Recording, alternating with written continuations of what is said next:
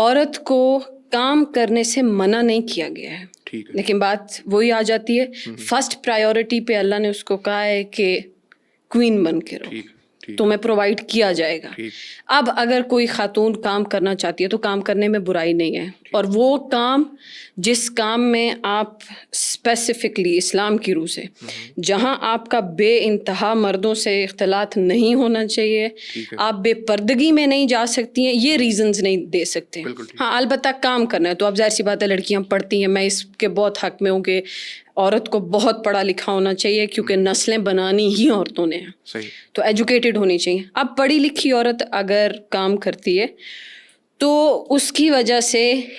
اس کے دو different situations آ جاتے ہیں, جو کہ میں نے بہت سوچا, اور اس کے بعد مجھے یہی سمجھ میں آیا کہ اللہ تعالیٰ نے اس زمین کا جو نظام ہے وہ میجورٹی انسانوں کی نیتوں پہ رکھا ہوا ہے. ٹھیک ہے.